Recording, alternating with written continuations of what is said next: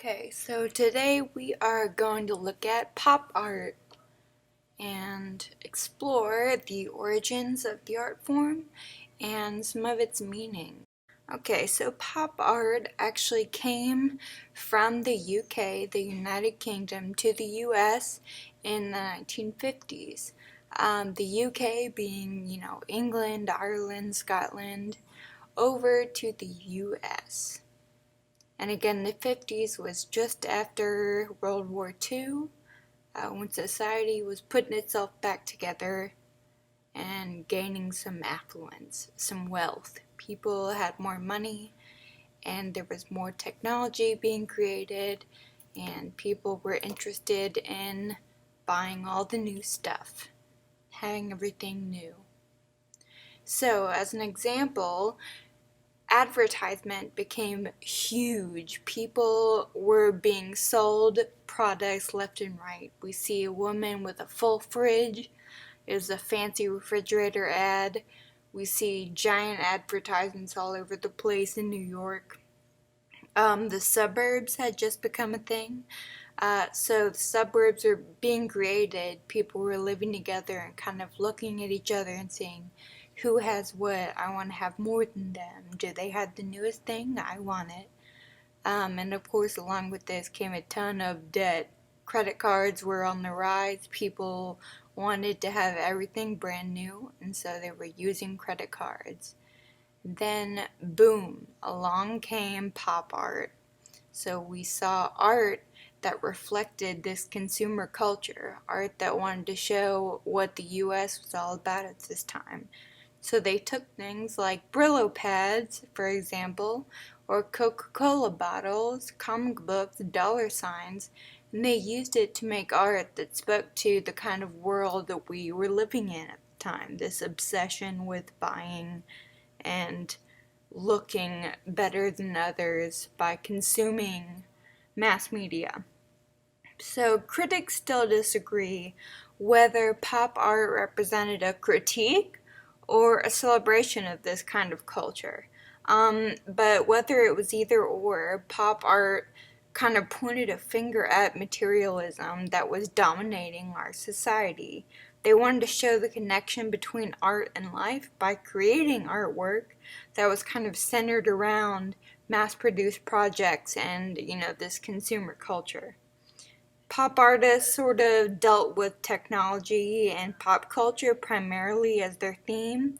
Andy Warhol up there, right here, he had the motto, I think everyone should be a machine. And his art kind of produced works that a machine might make. So we see all of these Campbell's soup cans. We see Elvis on a print. We see these different paintings he did of Marilyn Monroe, a major figure in pop culture. We see all of these little Coca-Cola bottles that he painted one by one.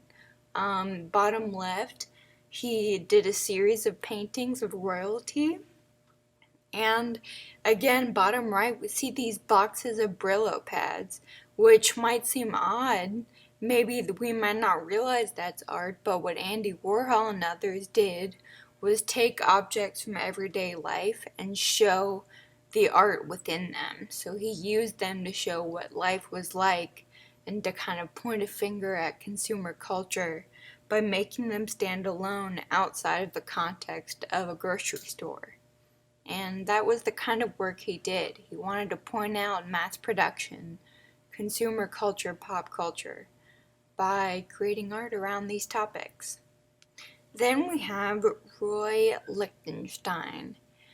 This man did art in this same vein of pop art, but he focused even more on comic books and ways to show relationships between men and women at the time, between the military and society, and just even scenes from things like Mickey Mouse that people were growing to be, obsessed with at this time with the openings of things like Disneyland. We see some famous prints and paintings he did of women in comic book style. These were massive paintings where you could see the individual dots in a woman's skin tone. We see giant paintings he did of almost comic style military scenes. So planes exploding, bombs going off, jets shooting out fire. Mind you, this was again at a time where America was dealing with the effects of war and also fear of upcoming war with the communists in Eastern Europe. So he's kind of portraying the American lifestyle, the American fear kind of war, and the images surrounding that, but in a comic book vibe. So again, they were kind of pointing a finger at the highly technological, mass media oriented society in the Western world at that time. Again, you have to remember televisions were just hitting the scene, family homes were starting to get them, mass media was on the rise, advertisement had become an explosion of art and everyday life. This, more than any time before, was a time in American history where people were seeing this kind of art everywhere. Alright, so I encourage you to see what kind of art you would make to talk about the current energy or state of the times in the US for yourself.